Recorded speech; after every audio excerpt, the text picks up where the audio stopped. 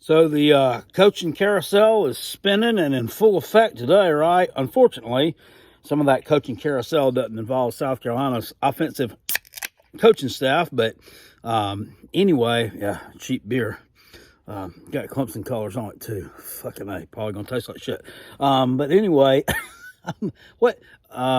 Billy Napier, no surprise, gets hired as Florida's head coach. And this is no surprise. Everybody says last year, well, Billy Napier turned down the job at South Carolina, and he turned down the job at somewhere else. I can't remember where, but yeah, I don't even know. I don't know that the guy was ever even offered. I think that Shane Beamer was obviously the apple of Ray Tanner's eye, so that's just who he was going to go over. And it wouldn't matter if we had been able to dig up Bear Bryant or Newt Rockne had been reincarnated. He was going to go with Shane Beamer. Okay, that was just the way that was. But yeah, my thoughts on that. He's okay. He's solid. What kind of recruiter is Billy Napier? I really don't know. I mean, he spent some time at Alabama under Nick Saban. So, honestly, he's got to have some skills in that department. I mean, he looks like just a wet fart of not an exciting, not a real fun guy to be around. He's always got that stoic look on his face, but I mean, I don't know. I ain't here to judge. The record speaks for itself. He's done really good at the University of Louisiana, and some stability. To be quite honest with you, some discipline, someone who can get into a good established routine, a military-like presence almost. Someone who isn't going to veer from the norm all that much, because the norm is doing what it's supposed to do, is probably really what Florida needs right now. Because I mean, they've been awful, except for those few years under Urban Meyer when they had Steve Spurrier and they were at this level, and then it kind of dipped off a little bit before he left there to go to the NFL. And then they kind of flatlined with Ron Zook. He was awful. And then Urban Meyer brought it back to life a little bit, did pretty well down there. But then, Will Muschamp, even, the first couple of years he was there, it was a little shaky. And then he just extremely terrible job. The last few years he was there, just put them in a hole. Jim McElwain was the guy. I mean, this guy won some games with Muschamp's recruits. And he did okay himself at recruiting, but I mean, he just wasn't the face of the program. He made it to Atlanta a couple of times, and Georgia really wasn't playing their best football those few years when Jim McElwain was there. And he was just kind of a goofy guy, and really what Florida, I don't think it's what they were looking for, or didn't think that's what they were going to get when they hired him anyway. And then, of course, we all know about Dan Mullen and this. I mean, he was just a Looney Tune, man. I really think that he had some kind of mental problem. I mean, I know, because I got some kind of mental problem. So we think alike. There was definitely something off kilter with that man. So, maybe Napier is what they need. Do I think he's going to win multiple national championships there and take Florida heights it's never been before? Probably not. I don't know, but I do think he'll get them back on stable ground.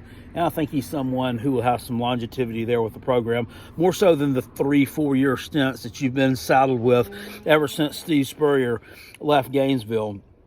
The one that shocks me is that Lincoln Riley is leaving Oklahoma to go to Southern Cal. From the outside looking in, you say this makes no sense, but honestly, it makes perfect sense. Guy's 55-10 at Oklahoma since he's been there as head coach. He was OC under Bob Stoops. What's he been head coach? 4 years? He doesn't want to play in the SEC. He really doesn't. He does not want to play in the SEC. And I'm not saying he doesn't want to play South Carolina and Kentucky and Vanderbilt and Mississippi State. That's not it. He don't want to play Alabama he doesn't want to play Texas A&M most of the time. He don't want to play what's going to become a rejuvenated LSU, because they will become again. He doesn't want to play Georgia. He doesn't want to play any of these teams. Why? Because they're going to be exposed for the fraud that what they are. They're not that good. They aren't that good. You had all the tools, all the resources. You should have been dominant in the Big 12, and you should have been in the college football playoffs every year. And quite frankly, a lot of years you were, and you did absolutely nothing. You did absolutely nothing. Every time you got to the college football playoffs, you got blown out. You got blown out and embarrassed. And this was even before Lincoln Riley even got there. So this wasn't totally a Lincoln Riley problem.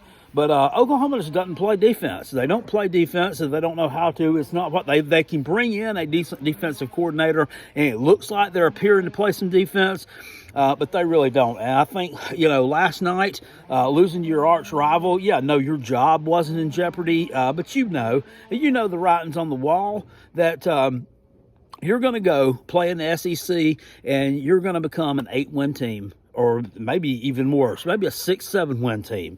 And you just didn't want no part of that. So what do you do? You pack your little tie-dyed color suitcase, you load it up, and you're going to head out west to your little safe space out here at Southern California, out here at USC, where you can be a hero. In the Pac-12 South, where the only hurdle you have to jump over is Utah and UCLA.